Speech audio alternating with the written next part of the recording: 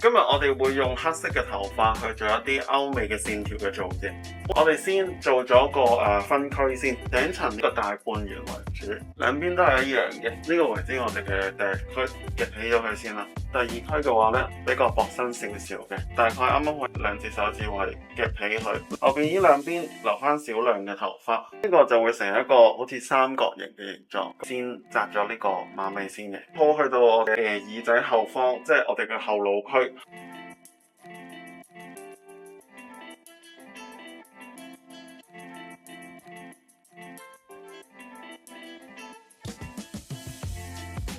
咁跟住咧，先處理咗頭頂區，要一層一層去削啦，可以幫佢削。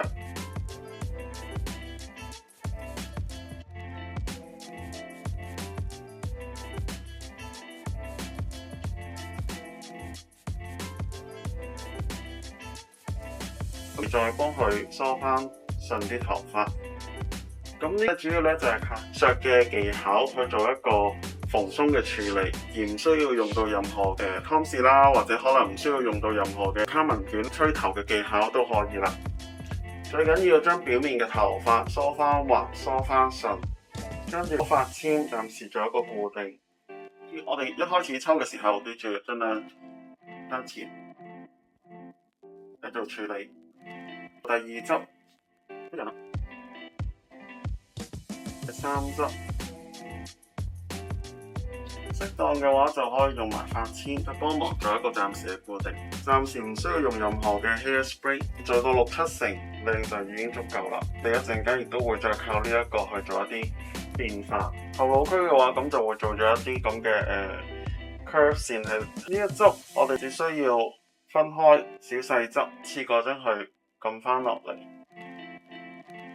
在同一側頭髮裏邊，我哋再掹再抽，剩餘嘅尾巴做翻一個小斜線，每一層會有一個 layer 一個 layer，咁我哋就算黑色頭髮都好，都會見到層次感。馬尾嘅地方先做咗頭髮上邊嘅扭轉，得翻一啲少量嘅紋理出嚟啦，用橡筋就暫時嚟固定。剩餘嘅尾巴部分先用直髮夾加強一個攣度，你一陣間收呢個尾巴嘅時候更加好收。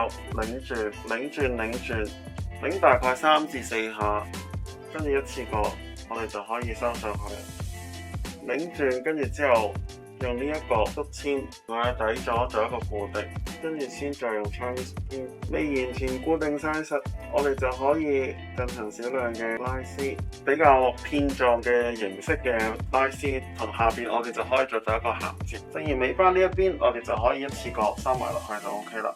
隻夾度轉2至3個圈，咁就收喺個底座。前音嘅部分咧，先用個湯匙將我哋前音嘅部分。呢個頭髮我哋要做一個比較拱啲嘅少少輕輕揦一揦，有個拱啲嘅形狀，一陣間數抽絲都會比較好做。咁就將側邊呢啲位置，而側邊呢個位置睇嘅時候，遮到我哋嘅前額部分為主，咁我哋出嚟嘅效果就會更加靚。都完成咗呢一個比較歐美式嘅層次髮感造型啦，希望大家會中意啊！下次會再見到大家，拜拜。